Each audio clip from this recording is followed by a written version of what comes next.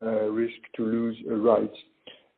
So there is the need of a true and deep reason to not to accept the acquisition made by a provider. It is clear that people who selected Le Corfio in the past, it was probably often against Anaqua or CPA, and now they have to work with Anaqua. It is likely that some of them will not like the acquisition. So I don't know if Anaqua is doing that aggressively, but it's if you are smart enough, you keep the clients, and because the clients, what are their solutions? They have to move to. So it's an opportunity for new players maybe, but to some extent only because. When you are a big company, like for example, say Nike or a large company using a software like Le Corfio, there are not that many. You cannot find that many providers on the market who can meet your demand, your needs. So, for example, I don't think that a big client of Le Corfio would go with IPfolio, for example. IPfolio would say, yes, I can do that. So yes, this is clearly an opportunity for a company like IPfolio to move up, but this will take years because the market is moving very slowly.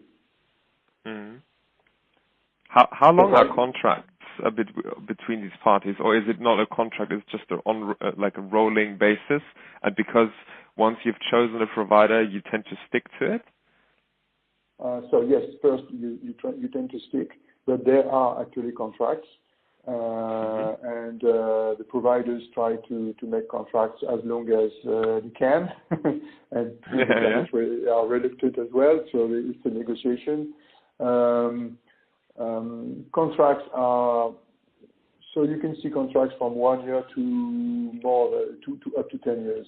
So.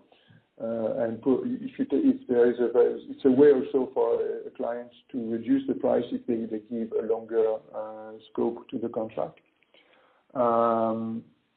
But I would say that 3 years are often the case for contracts. Okay. But there is the need of a contract. But again, you can see people just forgetting to renew the contract or just having an auto renew. The contract auto renews because again, it's extremely difficult to change. And only events like the one you've mentioned, when there is an acquisition or you have to change the software because there is a new version and things like that you have to do.